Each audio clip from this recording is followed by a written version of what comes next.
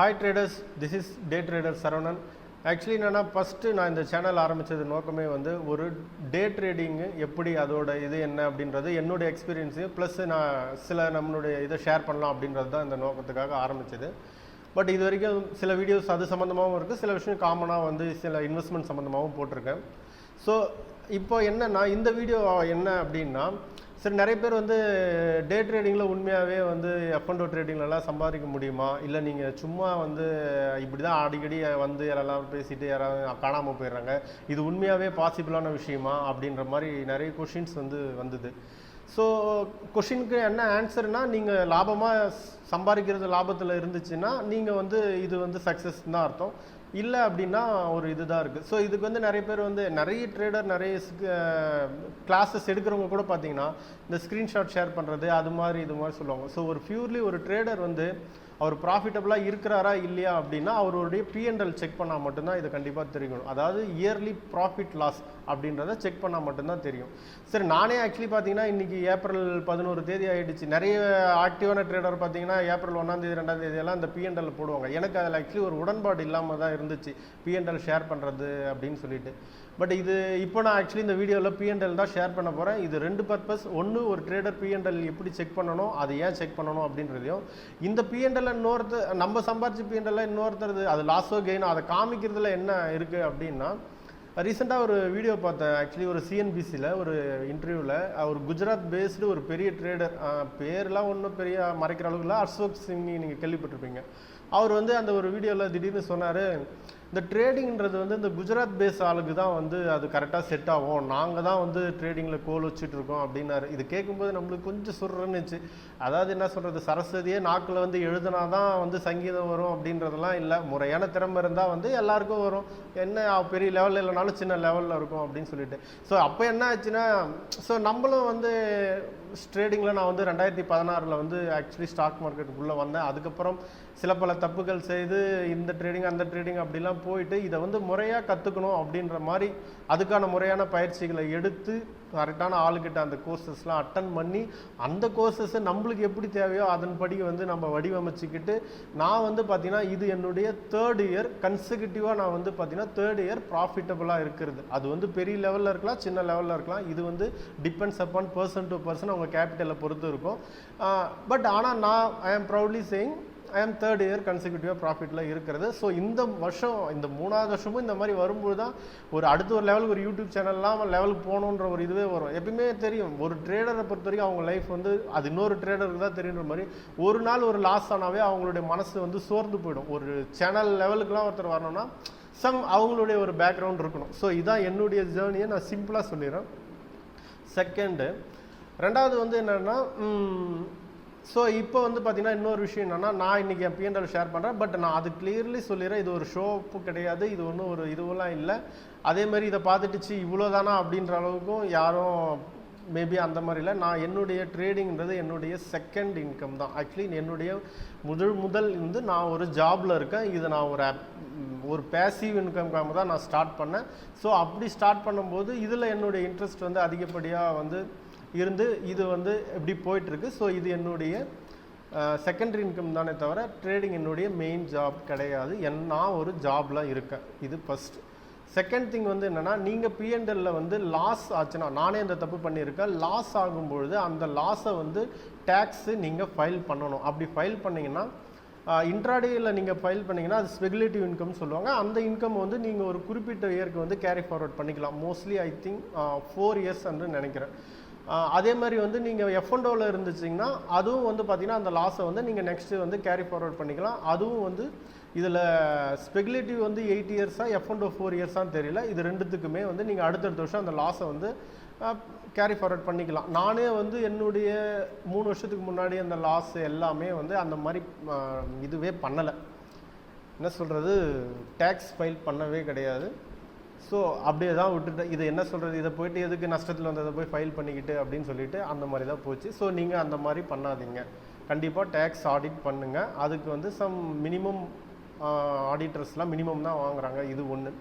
So second வந்து பார்த்தீங்கன்னா, so இப்போது ஒரு P&L கம்பல்சரி ஒரு ட்ரேடர் செக் பண்ணணும். என்னென்னா அவங்க லாஸ்ட் இயர் என்ன தான் பண்ணியிருக்காங்க, அது நல்லா இருக்கா, பாசிட்டிவாக இருக்கா, நெகட்டிவாக இருக்கா, அப்படின்றத பார்த்தா தான் நம்ம அடுத்த கட்ட ப்ரோக்ரஸில் வந்து இறங்க முடியும். ஸோ நான் பார்த்தீங்கன்னா என்னுடைய ட்ரேடிங் ஜேர்னியை வந்து எனக்கு ஒரு கான்ஃபிடென்ட் வந்த பிறகு நான் வந்து 1 lakh கேபிட்டலில் தான் நான் வந்து ட்ரேடிங் வந்து ஸ்டார்ட் பண்ணேன்.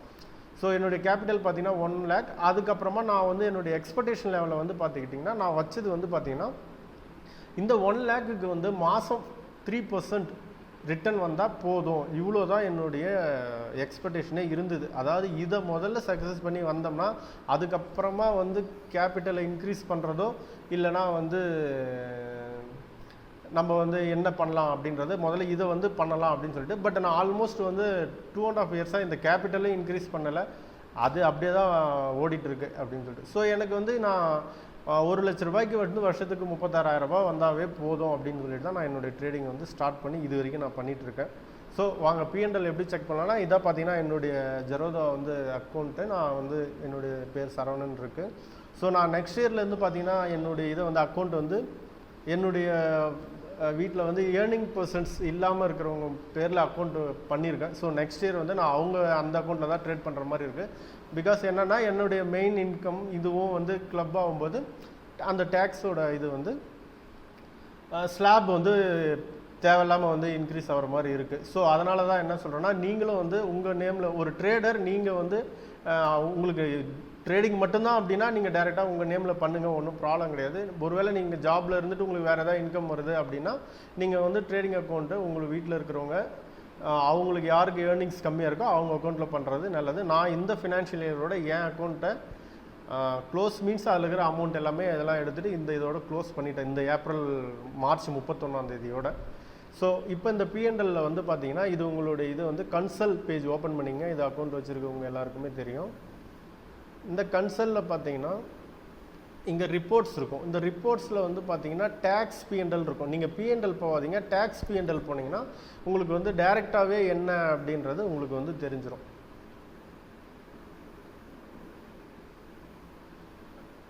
ஸோ இதில் வந்து பார்த்தீங்கன்னா ஃபினான்ஷியல் இயர் பார்த்தீங்கன்னா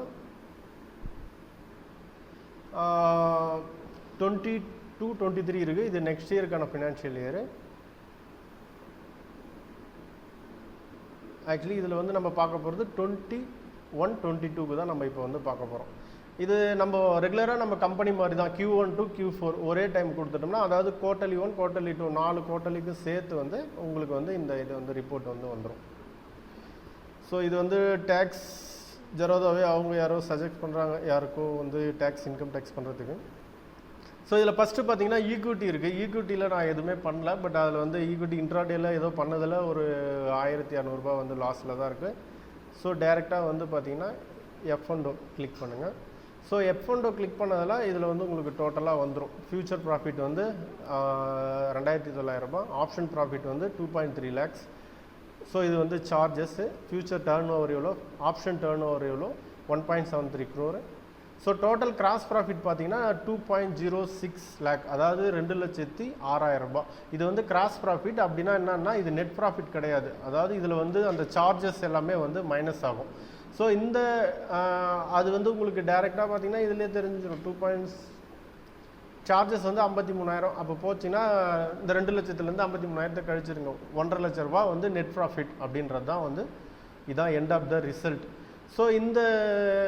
ஸோ இது என்னன்னா என்னுடைய எக்ஸ்பெக்டேஷன்ஸ் வந்து நான் சொன்ன மாதிரி தான் 1 lakhக்கு வந்து நான் 3% வந்து நான் எக்ஸ்பெக்ட் பண்ணேன். 36,000 வந்து நான் எக்ஸ்பெக்ட் பண்ணது. பட்டு ரியாலிட்டியில் வந்து நம்மளுடைய எக்ஸ்பெக்டேஷன் மினிமம். ஆனால் வந்து மார்க்கெட்டில் வந்து அது கொடுக்குறது தான், அது வந்து கடவுள் மாதிரி தான். அதுவாக எவ்வளோ கொடுக்குமோ அவ்வளோ கொடுக்கும். அதுக்கிட்ட நம்ம வந்து பெருசாக பார்கெயின்லாம் பண்ண முடியாது. ஸோ இதான் வந்து என்னுடைய 21-22 P&L ரிப்போர்ட்டு. இதை நான் எதுக்கு நான் இப்போ இதை சொல்கிறேன்னா இது எப்படி டேக்ஸ் பண்ணுறது இன்னும் அந்த டீட்டெயிலுக்காக ஒன்று. ப்ளஸ் வந்து உங்களுடைய எக்ஸ்பெக்டேஷன் மினிமமாக வச்சுக்கிட்டு நீங்கள் வந்து கன்சிக்யூட்டிவாக நல்ல லெவலில் ட்ரேட் பண்ணிங்கன்னா இதில் வந்து யார் வேணாலும் சக்ஸஸ் பண்ணலாம். இதுக்கு வந்து பெரிய ஒரு எஜுகேஷன் பேக்ரவுண்டாக அப்படி இருக்கணும், IIT MIT இந்த மாதிரி கதை கட்டுறவெல்லாம் நிறைய சொல்லுவாங்க யூடியூப்பில்.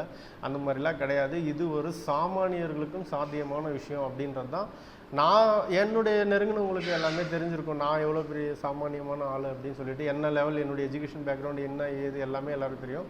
ஆனால் இதுக்கு வந்ததுக்கு நான் திரும்பவும் சொல்லிடுறேன், ஷேர் மார்க்கெட்டில் சம்பாதிக்கிறது, அது இன்ட்ராடேயில் எஃப்என்டோவில் சம்பாதிக்கிறது இருக்கிறதுலேயே மிக மிக மிக கடினமான விஷயம். இதை யாரும் ஒரு முன்னுதாரணமாக எடுத்துக்காதீங்க. ஆனாலும் இந்த ஸ்ட்ரகிள் பண்ணிட்டு இருக்கிறவங்களுக்கு கம்பல்சரி நம்மளுடைய இதுதான் ஜாஸ்தி, அதாவது எதிர்பார்ப்பு தான் இங்கே அதிகமாக இருக்கிறதுனால நம்ம எல்லாமே ஸ்ட்ரகிள் பண்ணிட்டு இருக்கோம். மற்றபடி நம்ம எதிர்பார்ப்பு கரெக்டாக இருந்துச்சுன்னா இது ஒரு டிசிப்ளினாக செஞ்சால் இது எல்லாருக்குமே ஒரு சாத்தியமான விஷயம்தான். ஸோ கிட்டத்தட்ட நான் ஃபஸ்ட்டு 2016 to 2019 கிட்டத்தட்ட நான் ரொம்ப சின்ன கேபிட்டல் வச்சு நிறைய மெத்தடில் ட்ரை பண்ணி லாஸ் ஆகி அதுக்கப்புறமா எனக்கு ஈவன் இந்த 21 கோவிட் பீரியட்லேருந்து தான் கிட்டத்தட்ட நான் அதுக்கப்புறம் ஒரு மெத்தடு பிடிச்சி நான் அதுலேருந்து வந்துட்டுருக்கேன். ஸோ இதுதான் என்னுடைய. மற்றபடி நீங்கள் தொடர்ந்து கொடுத்துட்டு வர ஆதரவுக்கு ரொம்ப நன்றி. உங்களுக்கு இந்த வீடியோ கண்டிப்பாக பிடிச்சிருக்குன்னு நினைக்கிறேன். பிடிச்சிருந்தா லைக் பண்ணுங்கள், ஷேர் பண்ணுங்கள், சப்ஸ்கிரைப் பண்ணுங்கள். வேறு ஏதாவது டவுட்னா கமெண்டில் கேளுங்க. நான் அடுத்தடுத்து பியூர்லி ட்ரேடருக்கு சம்மந்தமாக அடுத்தடுத்து நான் என்ன மாதிரி இதை யூஸ் பண்ணுறேன், டெக்னிக்கல் யூஸ் பண்ணுறேன் அப்படின்றத அடுத்தடுத்த வீடியோவில் நான் கண்டிப்பாக ஷேர் பண்ணுறேன். தேங்க்யூ.